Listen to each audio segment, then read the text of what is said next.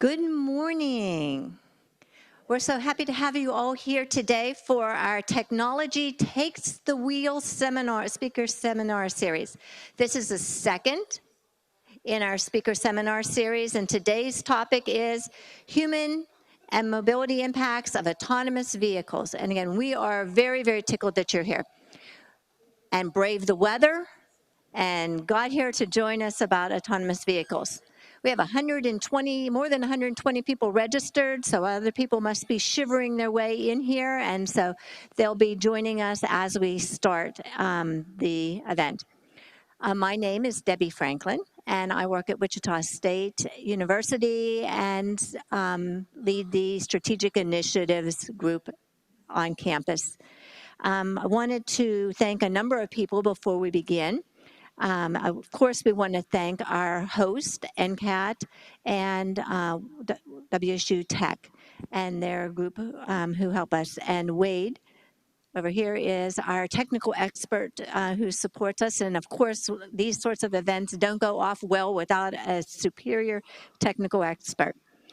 We want to thank our co-host, the AAA of Kansas, and Sean Stewart, and his leadership on this initiative, and the collaboration, the strong collaboration we've had with AAA on this initiative, and we're grateful for their help. Of course, my team, you met them all whenever you checked in. Sherry, Deb, Jen, and the NIR team, Tracy and Katie, who does all of our marketing elements. I did want to mention, when you checked in, there was a young lady sitting on the far right of the table. Her name is Maddie, and she's been our student for the last 3 years. She's going to graduate in May, marketing degree, and we're looking for a great job for her. So if you want to do a little informal get to know Maddie, out there at the table on the right, a shameless plug. We want to get her a great job and keep her in Wichita. Again, I want to thank you for coming to NCAT. This is a non-smoking campus, and that includes the parking lot. So just wanted to let you know that. Don't think we're going to have any issues with weather today, but the tornado shelters are the restrooms. We have one over here in the north wing of the just through the atrium area. You'll find a restroom. And then there's also a less used restroom over here on the east side. You just would go past the coffee and the water, and just around the corner, you'll find another restroom over in that particular area. We have this scheduled sort of very compactly from 9 to 11:30. And so you will notice when you look at your agenda on your little card that you picked up, there is no scheduled break. You are all adults, and you are welcome to come and go and take your breaks as you need. And there is a door in the back of the auditorium, back northeast corner of the auditorium, and a set of stairs down there. You're also, of course, welcome to exit up here. The room has great acoustics. You coming and going will probably not disturb anybody at all. We did this last time. It worked real slick. As you need to step in and out for calls or whatever you need to do, back door, this lower door, whatever works for you. Plenty of coffee and water out there. And if you want something more exotic, we have the snack shop for you. Let me see on my notes. After the no break, we wanted to remind you about the next 2 events. We have 2 more events. It's also listed on your agenda. On January 31st, we will be having another of the speaker series related to infrastructure, security, and vehicle considerations for autonomous transportation. We will be opening registration for that next week. So when I send you your thank you for coming and the link to the recorded video of this event, and of course the required feedback survey link, we will have the registration link available for you so you can register for the January 31st event. And we'll open the April 17th registration after the 31st event. Okay, last reminder is remember to silence your phones. So again, we are very honored that you braved the chill this morning and are glad to have you here on this Friday morning. I'd like to welcome to the podium from our co-sponsor at AAA Kansas, Sean Stewart. Sean is Manager of Public and Government Affairs at AAA of Kansas, and he's going to start us off with some of the more technical content which you came to learn about. Thank you again for coming. Thank you. Good. Thank you, Debbie. Appreciate it. I want to thank Wichita State very much for the opportunity to collaborate on this series of Technology Takes the Wheel events. They've been an amazing partner, and wouldn't be possible without them to bring this content to you all. AAA has been the nation's leading advocate for motorists and travelers since 1902. Obviously, travel on our roadways has changed a lot since then. And our goal with these seminars is to educate and create a dialogue about the next wave of transportation and travel, which is going to impact everybody. By sharing these possibilities, challenges, opportunities that autonomous vehicles can bring, we think the transition to the vehicles of the future will be a smoother one, or at least one that's more understood and expected. We have a great lineup of presenters for you today, and I want to thank all of our speakers for being here to share their insights. And thanks, of course, to all of you for being here. To get things started, I'd like to introduce today's moderator. Felicia Rolfe is news anchor and reporter for KWCH TV 12 Eyewitness News, the CBS affiliate here in Wichita. Felicia recently returned to Wichita and to KWCH after a move to Texas. She grew up in Wichita and attended Wichita State. So please welcome moderator Felicia Rolfe.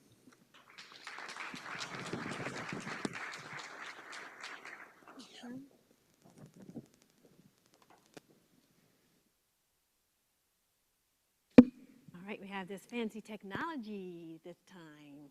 So I have a wireless microphone. Good morning, everyone. How are ya? I know it's cold, but it's okay. You can loosen up. I can use my glasses this time. I'm getting a little older now.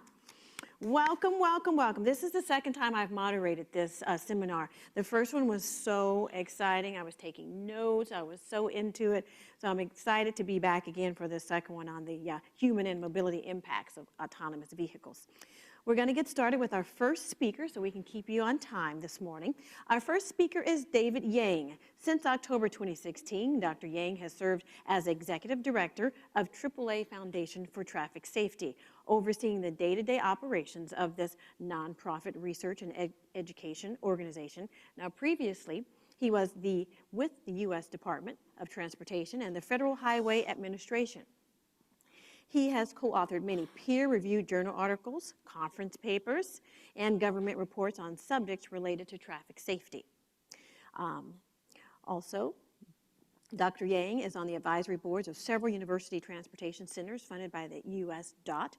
Previously, he served as the chair of Transportation Research Board's Users Performance Section. Please join me in welcoming Mr. David Yang. Thank you, Felicia. Welcome. Morning. So unlike Felicia, who grew up in Wichita, I grew up in Hawaii, so this is cold for me. Every time Felicia may not have introduced, but I went to school at Purdue. So I graduated, so I spent my 10 years working on my degrees at Purdue. But as soon as I graduated, I wanted to move away from the Midwest because of the cold weather. So this is a great reminder why I left. But it's always great to kind of coming back here to the Midwest. One thing I shared with some of my panelists earlier is that I live in D.C., work in D.C., and the traffic there is always terrible. And coming back here in the Midwest, just really enjoying driving and we can actually get from point A to point B on time. This morning, I was staying at my hotel, and I looked up on the navigation and realized the driving time, the estimated driving time was only 3 minutes. So I was like, wow, that is great. So I want to spend a little time this morning kind of talk to you a little bit about some of the things. I think this topic related to autonomous driving or automated vehicle, it has been one of the hottest topics within world transportation during the past, I would say about 8 years or so. And there's so many people making investment related to this topic on automated driving. And the thing is that there's, I would say probably up until 6 years ago, about, I would say 3 years ago, yeah. Most of the focus is on technology side because people are just fascinated. In the future, people can ride like in those cartoons like the Jetsons that you don't need to worry about it. There's a car, there's a vehicle or transportation system. You can sit in there, and then you don't need to worry about the task of driving because people can basically take a nap, people can watch a movie, can do all sorts of things except driving. I think that's a great picture for the future. But really, the reality is we're not there yet. We are not there yet. And it's going to take many, many years. And one thing I want to start on my presentation is really to just kind of share with you a little bit about driving. So how many of you, I want to level set this event. And I think there's a mixture audience. So how many people have heard about the different level of vehicle automation? If you can show me your hand so I can kind of say, okay, great, thank you. So most of you knew about the different level and kind of this is really the engineering term, right? So basically there's an organization called Society of Automotive Engineers. They define level of vehicle automation in 5 levels. So actually, if you include level 0, which is what we are in now, there's 6 different levels. So level 0 is basically just like what we're doing right now, and all the way to level 5 is fully automated vehicle or autonomous vehicle, self-driving car. And so there's a lot of information, and then there's a lot of hype during the past I would say 8 years that people are thinking about. They're thinking, by now we should see self-driving car that's in the traffic. But one thing you probably noticed here is that the reason I showed this picture is that driving is a very complex event. You have different type of road user. You have your driver, you have your cyclist, you have your pedestrian. There are all sort of a transportation system that's on the vehicle as well. You have different type of buses, trucks, personal vehicle, motorcycle, bicycle, and so forth. And then there's also different infrastructure.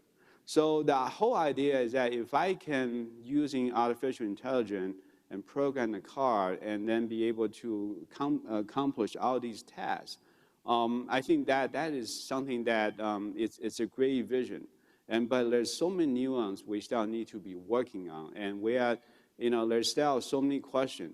We are, sitting at Wichita State, so there's a lot of people at the university throughout the world right now, in Europe, in Asia, and in the United States, are working towards their master's degree and doctorate degree to try to solve all these problems. So it's very complex. And one thing I do want to kind of bring the audience here this morning is for you to kind of think about is when you think about transportation system, it's really what I call a 3-component system, where you have the user, you have the infrastructure to support all the vehicle, and you have the vehicle itself. And if you don't harmonize those 3 components, you're going to create lots of issues. And today, seminar is focusing on the user, which is really the key thing, because the number 1 goal when all these hypes, all these research, all these events that begin related to autonomous driving is so people realize there's most of the crashes, when you look at the crash statistic, they can be kind of narrowed down to the human making mistakes. So, a lot of people thought, well, if we take the human driver out of the loop, then we can improve traffic safety. So there won't be so many people die on the road, there won't be so many injuries. I think, that is the original goal. But yet again, during the past, since the beginning, I think most of the energy and focus has been focused on the technology development side. And the human driver somehow has been, put in the back burner. And now we're seeing in the past 2 years, the tide has changing a little bit. we see more and more focus on because the fact that we do need to, you do have passenger and driver in the future. So we need to put a focus on the user. So that is really, I'm very encouraged by that. Of course, that was one of the results of that was there was a number of high-profile crashes by some of these more advanced vehicles in kind of Tesla, as well as the Uber crash. And I think that prompt people's, call for, if we really want to develop a truly safe autonomous vehicle, we need to put that driver really in a focal point. So I want to spend, a little time to tell you about our research at AAA Foundation for Traffic Safety. We are a nonprofit organization based in DC. Most of our funding comes from our AAA club throughout the United States. And we do research in 4 areas: emerging technology, vulnerable rural user, that's older driver, young driver, as well as pedestrian and other road user. Driver behavior and performance, that focus on distracted driving, that focus on drowsy driving and impaired driving. And finally, looking into the relationship between roadway infrastructure and driver. But today's focus is going to be on emerging technology. So with that piece, what I want to share with you is really kind of a couple of research. And later on during the panel discussion, I'll be happy to elaborate on any of these research I share about how our focus is on the driver. So I want to really, when you look at vehicle technology, and I'm going back to what we call level 1. So what's level 1 vehicle technology? Basically things like adaptive cruise control, blind spot warning, automated emergency brake. These are level 1. They are meant to assist you. So a terminology we call them is called basically ADAS, stand for automated driving assistance system. So they are supposed to help you as a driver to notice something to prevent you. They are not meant to replace you. But what we have done in the past few years as we are learning more and more about driver behavior is that some of these, when you misuse these systems, when you misuse these technology, that can lead to a very, very dangerous result. So, our focus has been on looking into what's driver's expectation. When you develop a technology, you need to have a good understanding about what driver can expect people to do. I want to give you an example. The famous Tesla, they have a function called autopilot. So if you tell me that a car has autopilot, what's your expectation? The car is going to be drive by itself. But Tesla has said very clearly that's not. Autopilot is what we call a level 2, where it can help the driver to control both lateral and longitudinal movement of the vehicle. That's not an autonomous vehicle. But when driver has certain expectation about how certain function and systems supposed to work, and they are not working that way, that can lead to the disaster result. So that is really one of the things we work on. And also acceptance. When as engineer myself, my training is that, a lot of time when we do work in a lab, everything looks good to me. I'm an engineer, so I've been doing this for about the past, 20 years or so, and say, well, if a system I design and work well, it's supposed to work for the general public, right? I don't think so, because we have a wide range of user. I have basically, we've done research earlier in one of my previous slides, talk about the different age group, basically older driver and teen driver. Their understanding, their adaptation to technology is very different. So I think basically our work, really what we want to do is to continue to do these research so people realize the OEM, the car manufacturer, and other developer who's in the space of our automated vehicle, they can realize is that you really need to, when you design system meant to be used by the human, you need to really have that human focus, human-centered design. That is the key. And our goal really, we are hoping in the future our work can continue to, really the goal is that assessing innovation beyond the dashboard. We don't just want to work with the car manufacturer to to share the result, but we really want to influence them. And that's a space we have done very well during the past few years. So I want to go on and talk to you a little bit about some of our work, some of our research. And all these are available on our website. So if you Google AAA Foundation, you'll be able to find it. And in my last slide, you'll have a web address.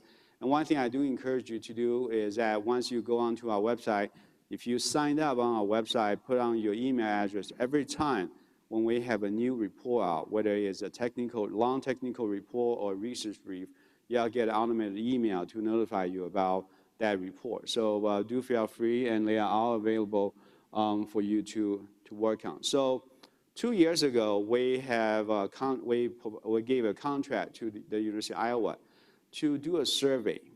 And the survey is to try to understand people's attitude and people's understanding about what we call the ADAS system, basically the Advanced Driver Assistance System. These are what we call level 1. So they are, I think the key word there is a system. They meant to assist you in the driving environment. And the survey is really what we've done is we capture, as you can see, those are the 7 technology. We have captured adaptive cruise control for collision warning, lane departure warning, blind spot warning, all those 7. And that's sort of what we want to do is the technology that represents about 99% of the U.S. market. So many of, if you own a car that has these technology, our survey captured. It was a national survey, and I believe we wind up to have about close to more than 1,000, 1,500 people that responded to our survey. But one thing, this is a result.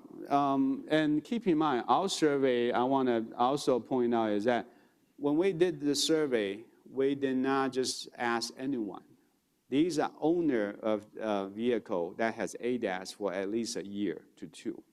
So these are people, these are drivers who are fairly, they've been driving their car for at least a year. So they supposed to know their system, right? This is what we find out. That was very interesting. I think generally when we ask people about what they feel about what we call the level 1, the ADAS, most people, they say, yeah, they think it's very helpful. They really think it's really helpful.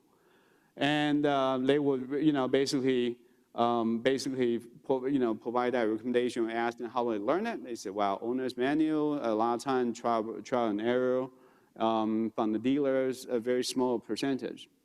But one thing that's really interesting is that when we see this, so how many of you have vehicle that has adaptive cruise control? If I can, okay, we got a few. And so hopefully we didn't survey you didn't respond in the result. But what we found is that some of our drivers, we realized about 33% of our drivers, when they have adaptive cruise control system in a vehicle, they began this process of, well, I have adaptive cruise control, so it can help me to monitor the gap. Therefore, I don't need to pay attention. They begin to engage in other tasks, okay? That is something is a concern because adaptive cruise control is not automatic emergency brake. In our case, we actually have some respondent who mistakenly thought they have automatic emergency brake. Turned out they only have adaptive cruise control. So all these things are potential safety hazard. But I do want to share with you about the blind spot warning. So this is what we find, that people reported that based on our survey is that when they have about 33% who have blind spot warning, they stop not looking anymore when they change lane, okay? So one of the questions we ask is, well, do you know the limitation about blind spot warning? We ask them which one of the following is true. Okay, this is a simple question. If you own a tool, if you own a house for a year or 2, you should have a pretty good idea. But look at the top respondent. People said, I don't know. Basically. And then we only had about 20% people who answer correctly about the limitation of the blind spot warning is when other vehicles passing at high speed, the blind warning system may or may not pick up that vehicle. So that is a major thing that we are concerned about, is that if you think blind spot warning can replace you as a driver to check before you change lane, that could lead into potential crashes in the future. So that is one example about when as a driver, if you don't understand the limitation and capability of the technology, you use that incorrectly. In the case of driving, that can lead into a disaster result. Another thing we did is we done a survey, and this is a national survey during the past 10 years about traffic safety culture, how people's attitude related to traffic safety. But last year, we actually expanded the survey, looking to try to understand people's understanding about emerging transportation technology. And the whole goal is that there's a lot of survey that has been out there, talking about what's people, give people's, try to have predictions, sometimes try to assess or gauge the attitude. And our survey is kind of unique because it's much more in-depth. Now, this is different than the AAA survey you have heard a lot in the news media. That AAA survey is done by AAA National Office, is a kind of, just a very high level. Our survey is much more in-depth. Understanding is that, we're trying to get understanding about what people really thought about these automation at different level and so forth. The result for this survey will be out fairly soon. I believe is scheduled to be released in either this month, at the end of this month, or the next month, to basically to share with people about how people are thinking about towards what in terms of technology, what they would accept, what's their expectation. So please stay tuned and really go on to our website. You'll be able to kind of see that. But also, we have several ongoing research going on. This is another example. This is a work we contract out to Virginia Tech Transportation Institute. And what they do is they use what we call natural driving study data. So these are data basically are recording people's day-to-day behavior when they are behind the wheel. There's camera and so forth.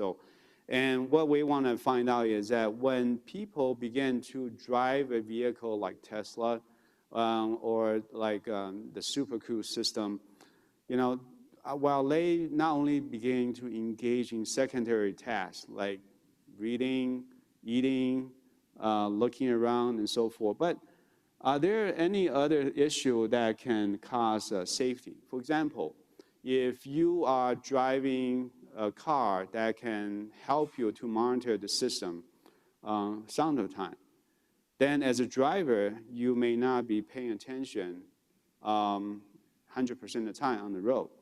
Could that lead to drowsiness while you feel bored and begin to dozing out behind the wheel, which is not good either because it's not fully automated. So these are the questions the researcher at Virginia Tech is helping us to answer.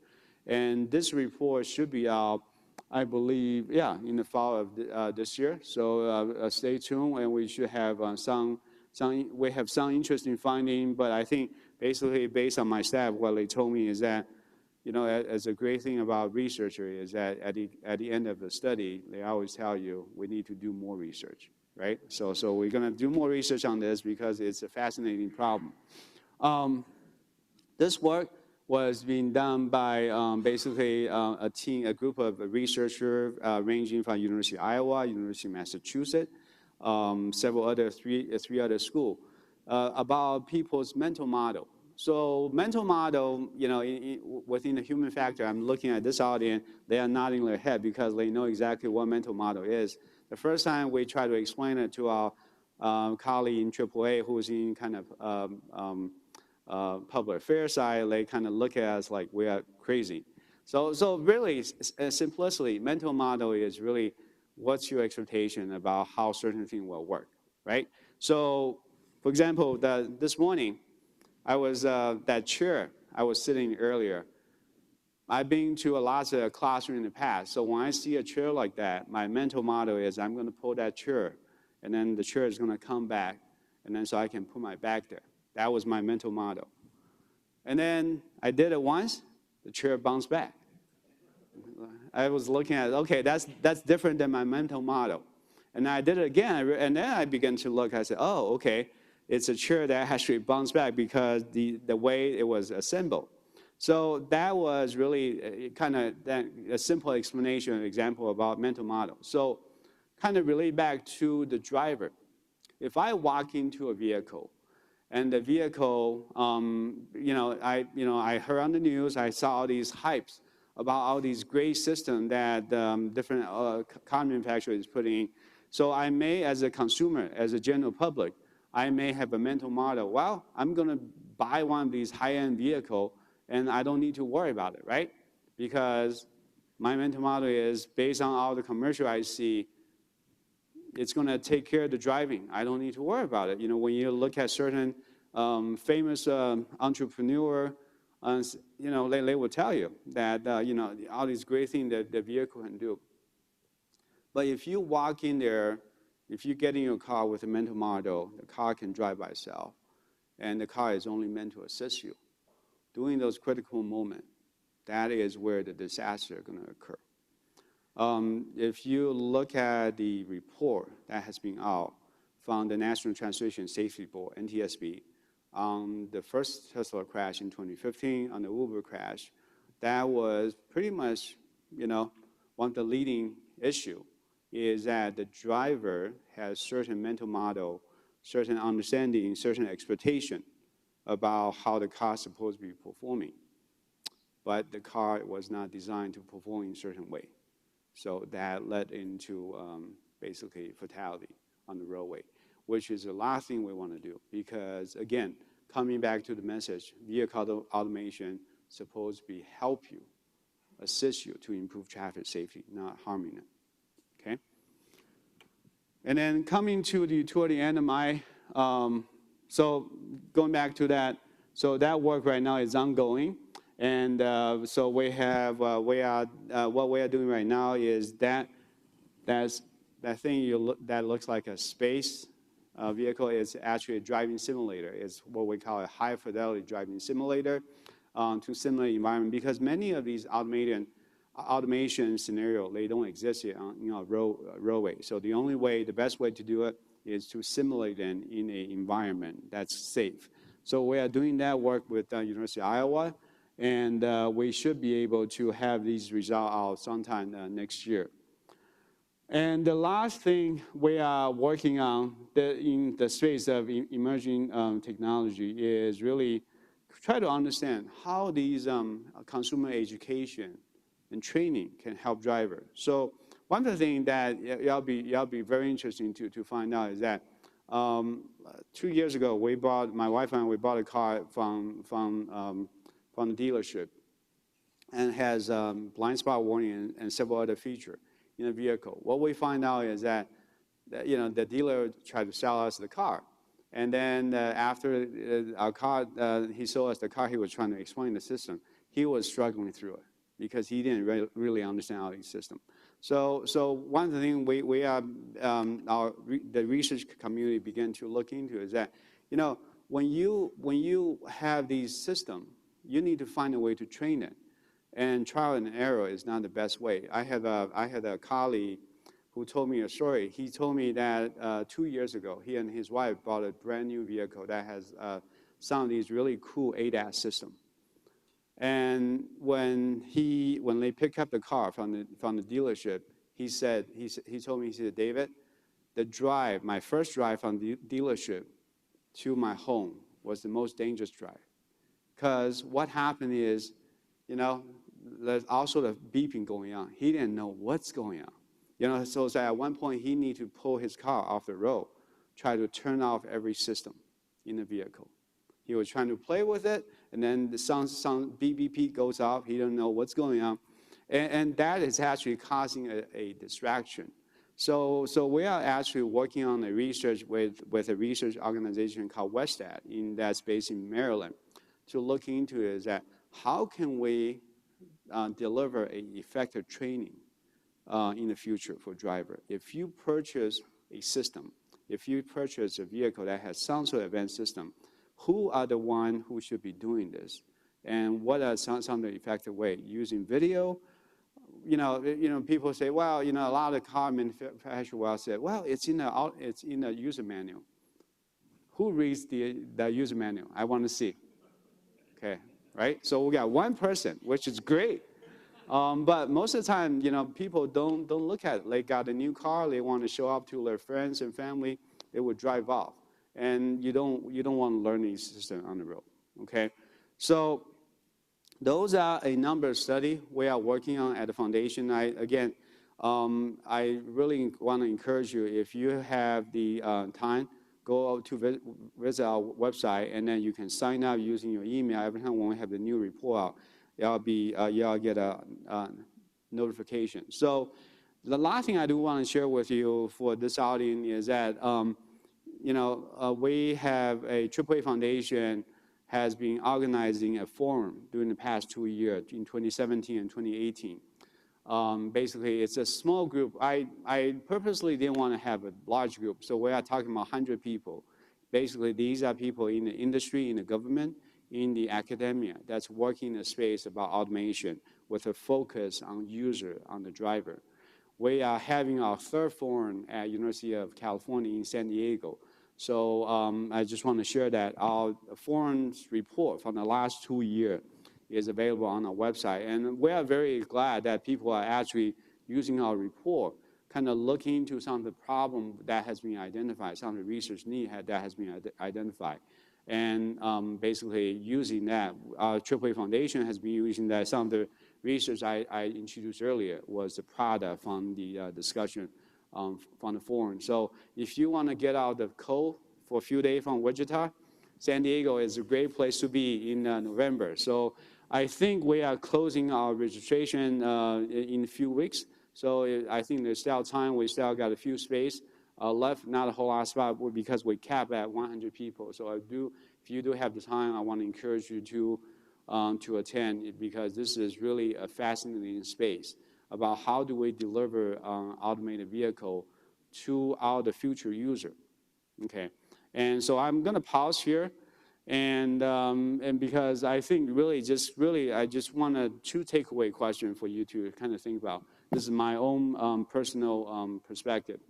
Is I really think that technology, all the technology we are working on, heading into autonomous vehicle, is great.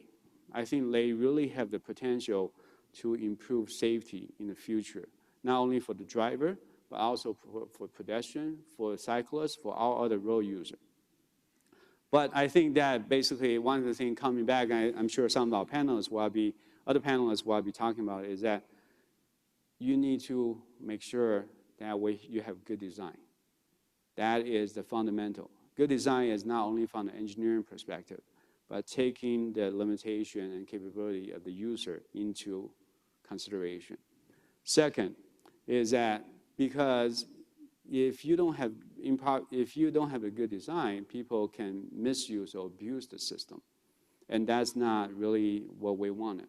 What we want is people to properly use and apply these systems in a way that can really, at those critical moments, that can save their lives. So like ADAS, Advanced Driver Assistance System, they are meant to assist all of us, not replacing you. So I think that is a continued research.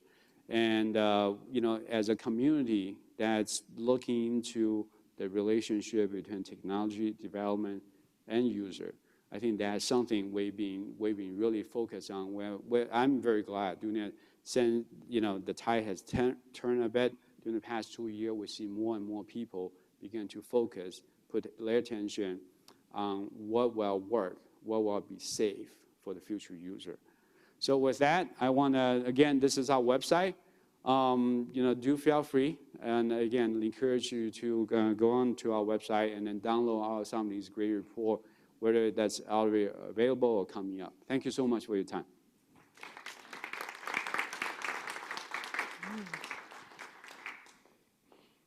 Thank you, Dr. Yang. Appreciate it very much. This information is so interesting. I don't know about you guys, but I love it. Can you imagine, though, having to watch a video after you buy your new car before you can drive out of the parking lot? That would be something else. But I wanted to say we've had a lot of news stories about folks who have those Tesla cars with the autopilot, and there are a lot of napping going on already. And so I'm hoping that will stop so it doesn't get too serious.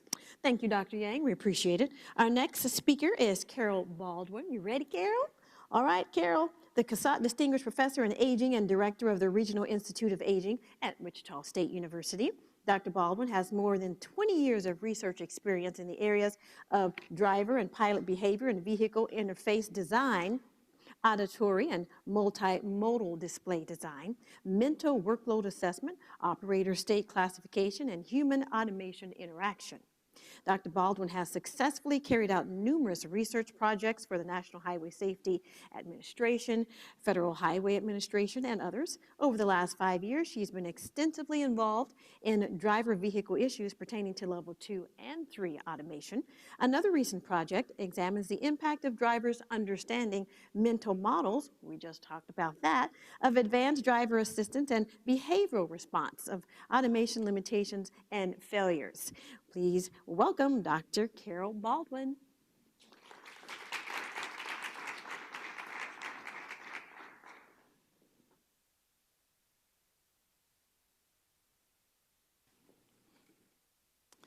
Well, thank you for that. And thanks to AAA for putting on this forum. I think we need these. I think we need more of them.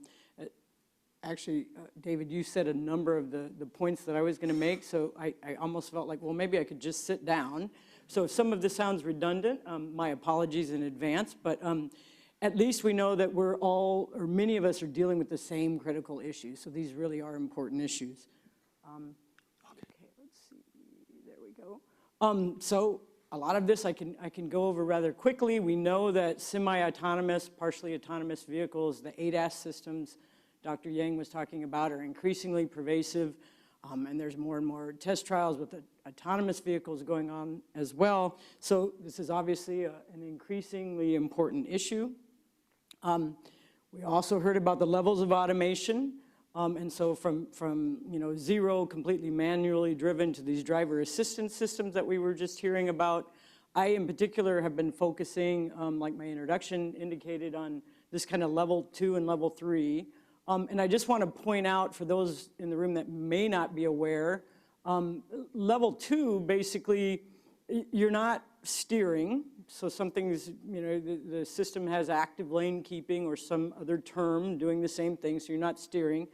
And you're not having to maintain your speed.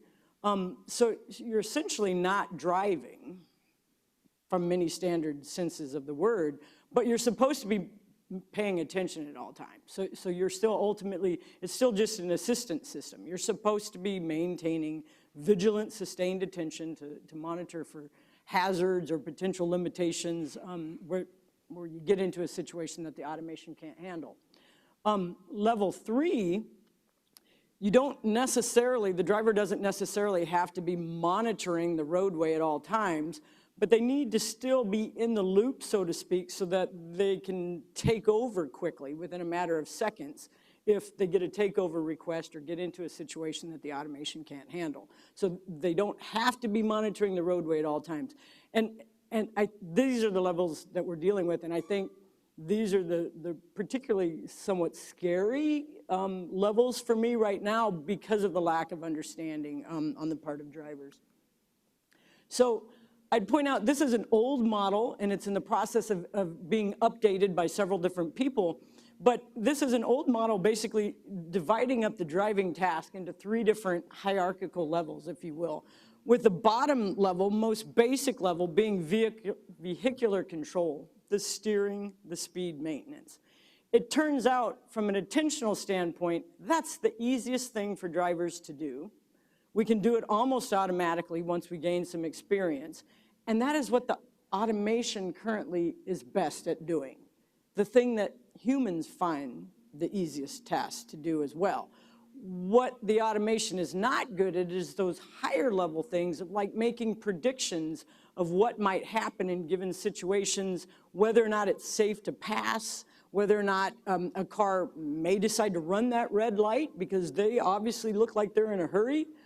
Those kinds of more strategic levels, the higher or maneuvering levels, and then the higher levels, that's what the automation still currently has many limitations in, but I'm not sure humans currently understand that.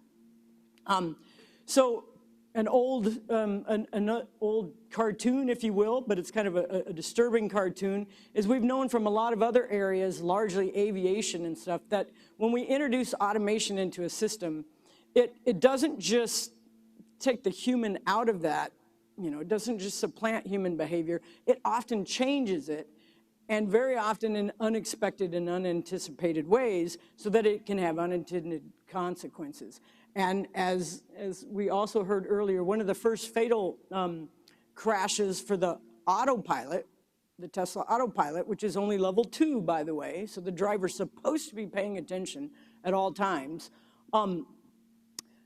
had the National Transportation Safety Board concluded that there were many more, but at least 3 major assumptions that were bad assumptions in this case. And one was on the part of the technology, and that was that the sensor could tell the difference between, whoops, that's not good. It's not a pointer, okay. Between the side of a white semi-tractor trailer and the white, cloudy, sunny background, okay. The sensor could not tell that tractor trailer wasn't just part of the background, couldn't pick it up. The other 2 bad assumptions, though, were on the part of the driver.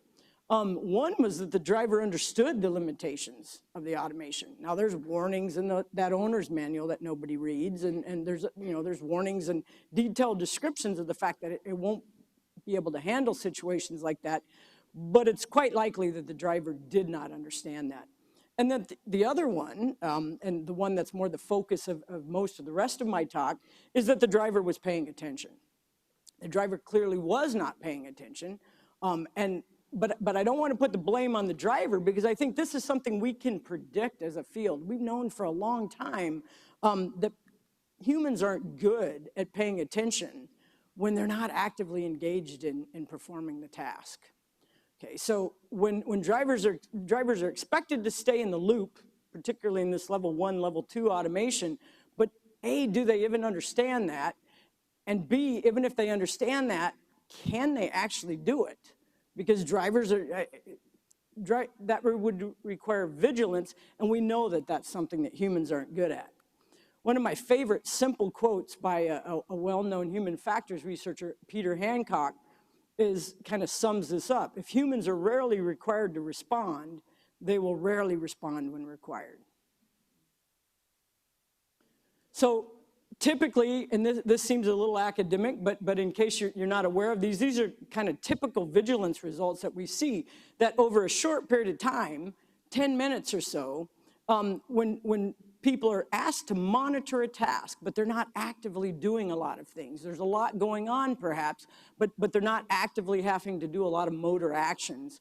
Typically, you see detection of targets or critical events decline precipitously after about 10 minutes, okay?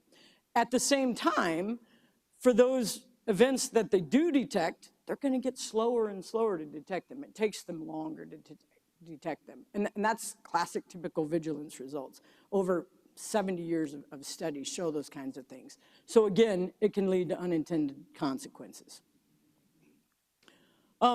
So some of the work that we have been really focusing in our lab over the last at least 5 to 10 years is how can we keep people engaged in tasks like driving when they're not actually driving. Okay, what are some of the strategies? And I just point out a few things. One thing, we know that our sensory systems respond to change. They adapt quickly. If you walk into a room and it's particularly, it has a certain odor, after a period of time, you adapt to that. You don't smell that anymore. It's the common reason why people can sometimes put on way too much cologne or perfume. They put a little bit on. They can't smell it anymore, so they put a little more on. They keep doing that, and pretty soon it's like this cloud walking down the hall. and everybody else can smell it, but they can't. Our sensory systems adapt. I would suggest that maybe our attention systems adapt as well. That we know that we have a hard time maintaining vigilant attention. We're not 100% sure why that is. There's different theories and ideas, but we know that that's true. And I think we need to approach this from a dynamic cognitive control perspective. Humans are pretty good, at least at trying to maintain a certain alertness level. We will engage in these kind of adaptive survival behaviors. We need to. If you're out foraging for food in the forest, an animal or a human out foraging, that may be the main task that you're focused on, but you still need to be aware of side tasks and things like predators or some other kind of dangerous thing. The driving task as well. You may be trying to get from point A to point B, and your idea is to try to get there as efficiently as possible, but you better maintain awareness of side things, like people that might step out in front of you or something else. You need to be able to maintain one goal, but destabilize that goal to perform other tasks that may come up that are important. So fairly recently, John Lee has put this in the perspective of driving with automation in terms of this dynamics of distraction, to suggest that people will, and you can think about things when if you're driving on a long road without a lot of traffic and you might feel yourself starting to get tired, you'll engage in some other task. You might turn on the radio, you might make a call, hands-free hopefully, you might start eating popcorn, you might do something else to try to increase that level of alertness and keep yourself engaged. On the other hand, if you're getting into a really busy intersection and you're looking for a road and the traffic is heavy, you might try to decrease all those external stimulations. Turn down the radio. Ask people not to talk to you. Put down whatever drink or food you had in your hand and things like that to try to kind of maintain this equilibrium.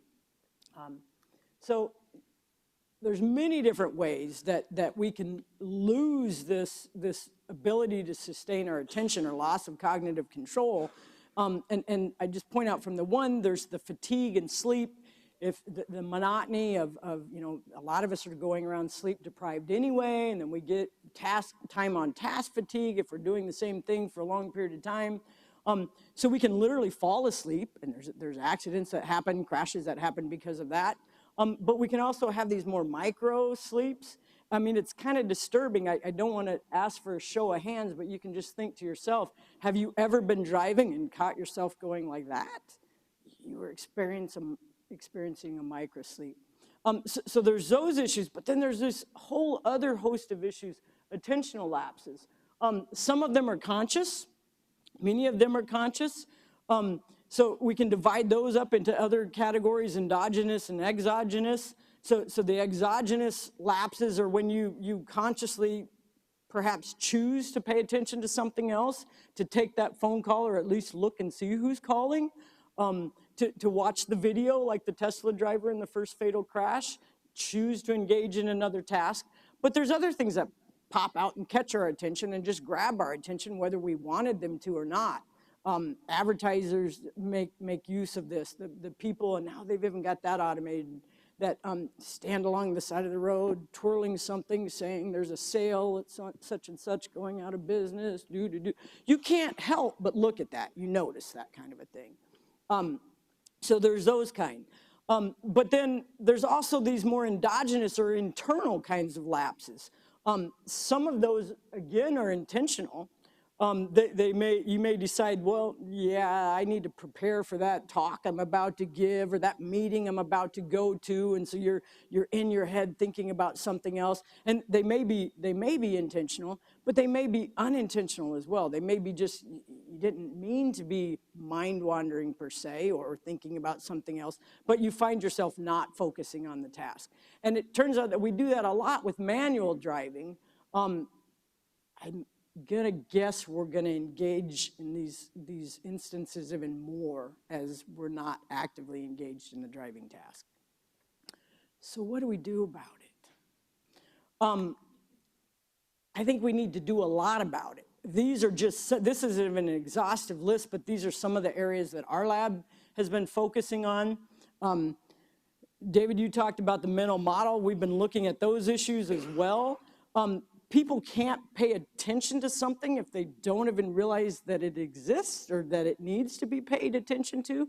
So if they don't have an understanding of the limitations and capabilities of the automation, they may overtrust it and become complacent and just think, oh, okay, I don't even need to pay attention. The car has this. I can get in the back seat and take a nap or whatever. I can read this book. I can catch up on my email. I don't need to pay attention. On the other hand, if they completely don't trust it, which there's still segments of the population that don't trust it, they're never going to use it. It can't have any potential safety benefit if they don't use it. So there needs to be this appropriate level of calibrated trust.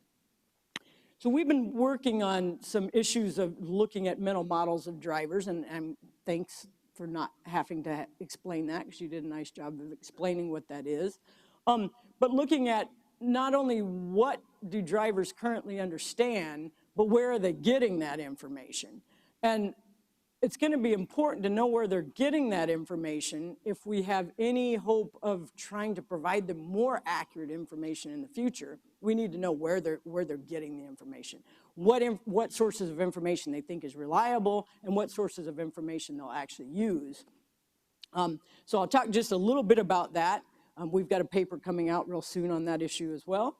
And then we've also been taking a neuroergonomics approach, so using physiological and neurophysiological sensors to try to get a sense of what state the operator's in, and then perhaps using that to know whether or not we need to provide them a little extra alert or change their behavior in some way.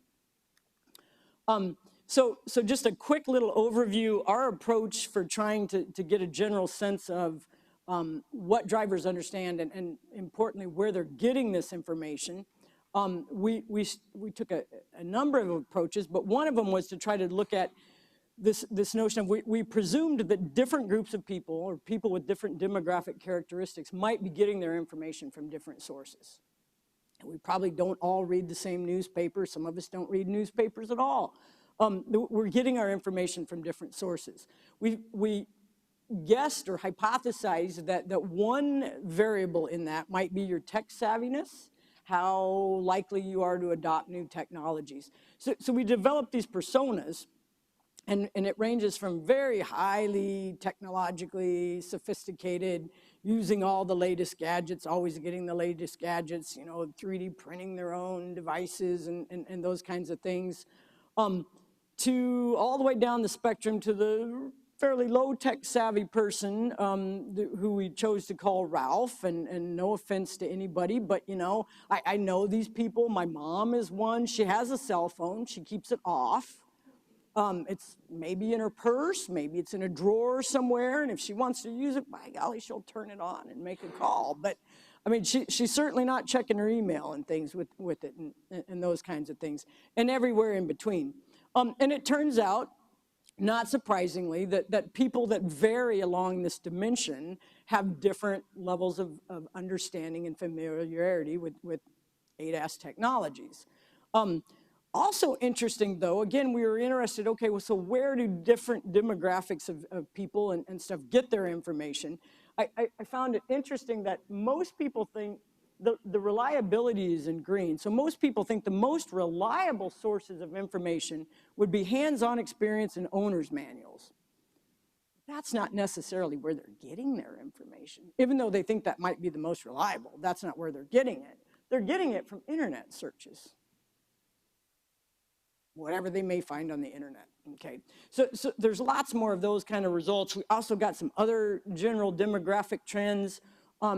Older adults tended to report relying more on data-driven sources, so things like AAA reports, consumer reports, NHTSA, crash data, things like that.